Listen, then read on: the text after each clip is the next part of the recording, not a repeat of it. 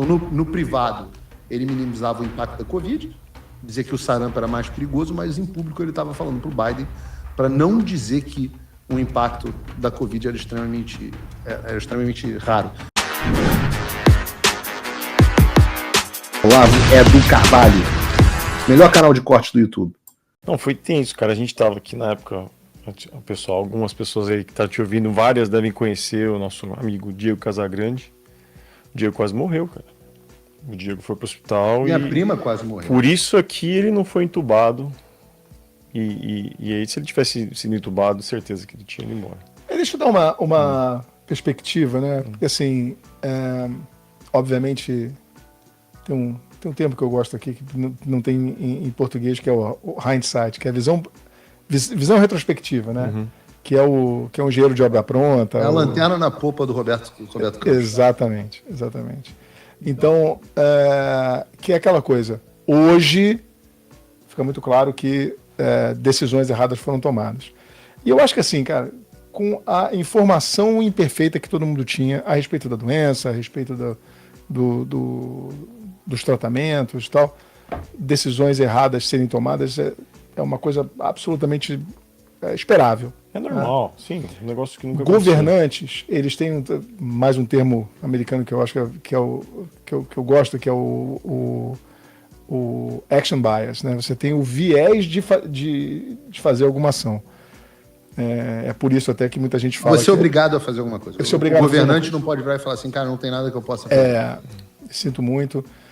E essa é uma das causas, né, muitos economistas defendem, da prolongação, ou prolongamento, não sei como é que fala, da Grande Depressão na década de 30 e 40 nos Estados Unidos.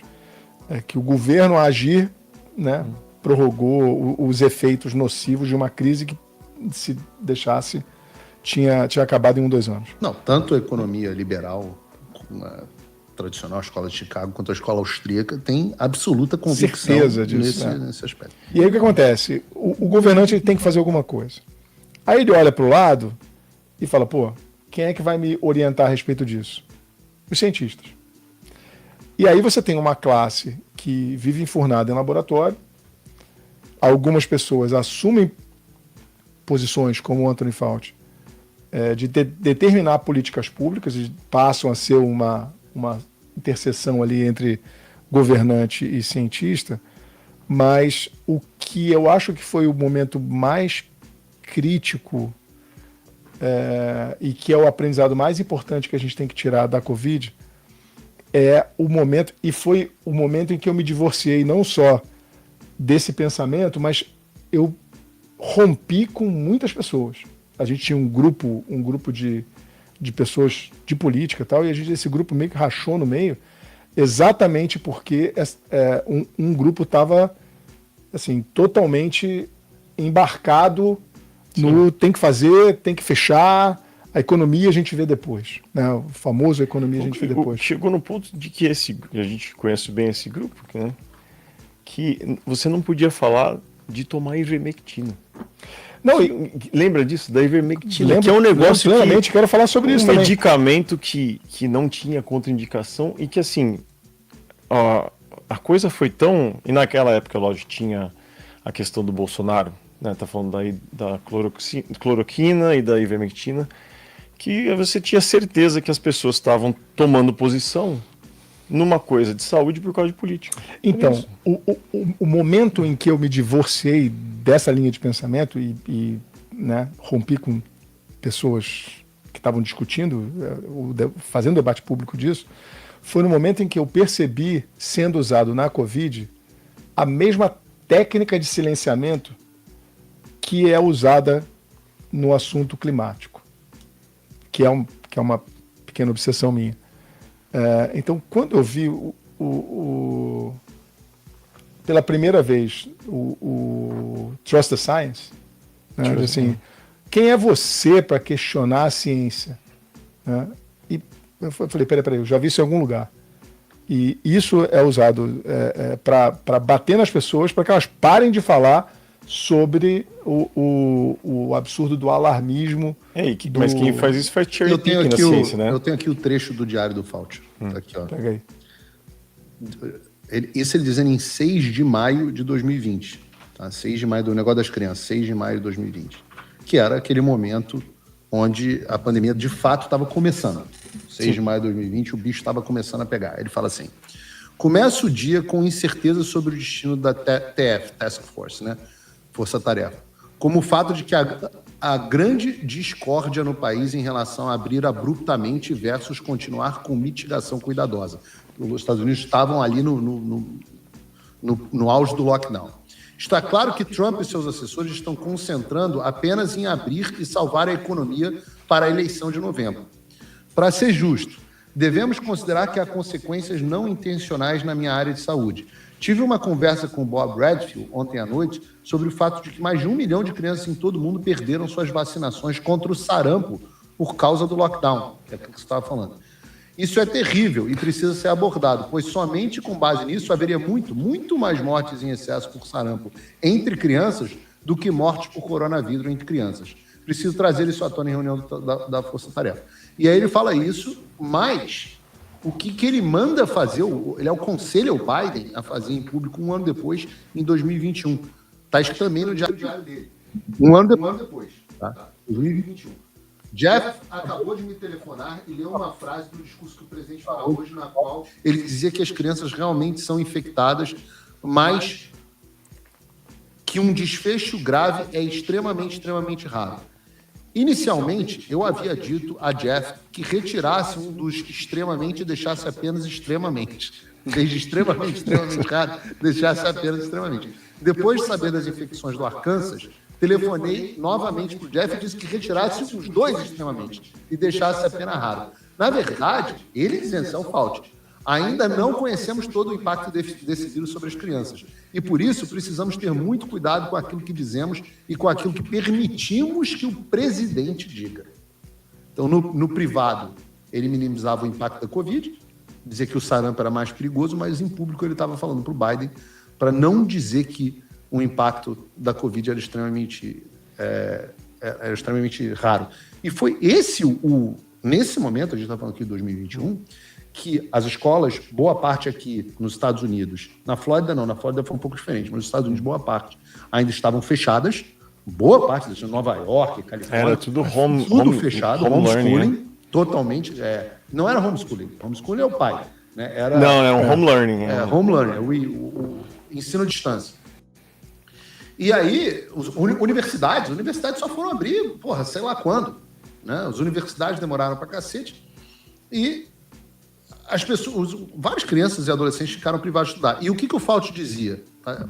Tem um trecho aqui também. O governador Ray Cooper telefonou para mim e conversou durante 45 minutos sobre o seu dilema quanto a abrir escolas charter que estavam programadas para reabrir em 2 semanas. Recomendei que ele adiasse a decisão por 2 semanas. Isso é a conversa do Fauci em 2021, com as escolas fechadas. Em julho, ele criticou a tentativa de abrir as escolas. Não, perdão, agora é 2020. Julho de 2020, ele critica a tentativa de abrir as escolas a qualquer custo. De novo, o diário dele, página 241. Está claro que Trump está pressionando para abrir as escolas a qualquer custo. O Laranjão tinha razão. Há preocupação com a segurança das crianças e dos professores. Mesmo assim, Trump, junto com Redfield, que está sendo pressionado, está dizendo que as diretrizes do CDC não devem impedir a abertura das escolas. O que estou feliz por não estar envolvido nessa discussão. Aí, alguns meses depois, o Fauci muda de opinião em mais um assunto. Antes era para fechar escolas, mas em novembro de 2020 ele diz o seguinte, página 502 do PDF. Ele gostou da minha declaração nos programas de domingo. Fechem os bares, abram as escolas. Cada hora, meu irmão, era uma fala do lunático. E o que é mais bizarro é o que a gente está falando, não é a incerteza.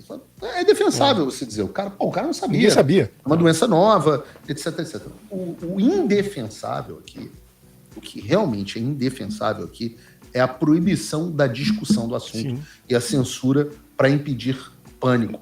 Ele dizendo assim, nós precisamos escolher o que o presidente, o que nós vamos permitir o presidente. É isso que eu ia falar, assim, na hora que você leu isso, e vai muito com aquele negócio do deep state, o cara, ele se acha na posição de permitir o que o presidente dos Estados Unidos vai falar. E o governante, nesse momento, ele está numa situação muito difícil, né? Porque assim, o povo está esperando, cara, fala alguma coisa. Ninguém sabe mais do que você, ninguém tem mais acesso à informação do que você. Os caras do lado dele estão falando, cara, ó, faz isso, senão vai dar um problema maior. E o cara realmente tem muito medo de falar, não, abre tudo. E morreu um monte de gente.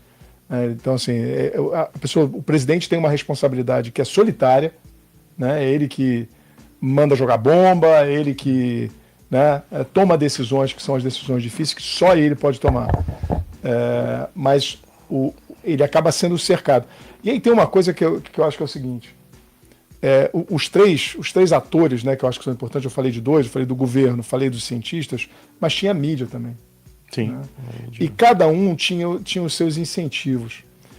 Nesse momento, a gente está falando a coisa, né, começa a acontecer em 2020, e a gente viu 2016, você tem Brexit e Trump sendo eleito pela primeira vez. 18 você tem o Bolsonaro. Em 2020, quando começa o ano de 2020, a imprensa, de uma forma mais particular, percebe a oportunidade de retomar o papel de controladora do debate público, né?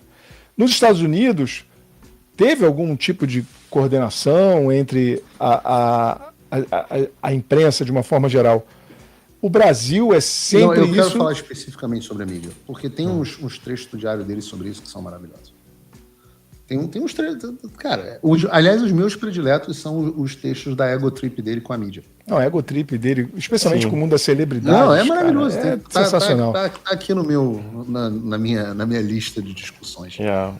O orgulho, né, de... Não, isso é um episódio de falha de cobertura, cara, pelo amor de Deus. Tá aqui, ó. Em agosto de 2021, o Fauci reconheceu no seu diário uma preocupação que muitos pais e mães tinham, mas não podiam levar em frente, porque foram ameaçados. A gente estava falando disso aqui, de perda de guarda, prisão e etc. A gente estava falando da vacina, né? E eu estava dizendo que no Brasil ainda é obrigatório. O FDA, que aqui é a Anvisa daqui, pode considerar que a relação entre risco e benefício de aplicar uma dose de reforço em jovens de aproximadamente 18 anos não seja favorável, considerando o risco de miocardite em comparação com o risco deles acabarem hospitalizados em consequência da Covid. Ele está dizendo. Em agosto de 2021. E só se for falar em miocardite depois, sei lá, em 2024, o cara já sabia, já tinha pesquisa, já tinha resultado. O Trump voltou. Isso já deve ter tirado um peso das suas costas. Mas e o Brasil? O nosso país continua atolado e achar que só a vitória do Trump vai resolver tudo é ilusão. Nada vai mudar sozinho. E pode ter certeza de uma coisa: ficar xingando muito nas redes sociais não vai fazer diferença nenhuma. Você vai continuar esperando alguém fazer alguma coisa por você? Um político? Um salvador da pátria? Esquece. Se ninguém tomar uma atitude, nada acontece. Eu estou fazendo a minha parte. Eu parei a minha vida por isso. Mas, se você quer saber como pode ajudar sem precisar largar tudo, a resposta é simples: apoiando quem está na linha de frente. Sem esse apoio, sem essa linha de suprimento, esse trabalho morre. Sem estrutura, ninguém avança. Então acessa www.paulofigueiredoshow.com/apoie e com $5 por mês você pode fazer parte disso. Se puder mais, eu recomendo, seja um patrono Gold e participe ativamente no grupo que me ajuda a pautar esse debate. O que vai definir o futuro é quem faz e não quem reclama. A escolha é sua.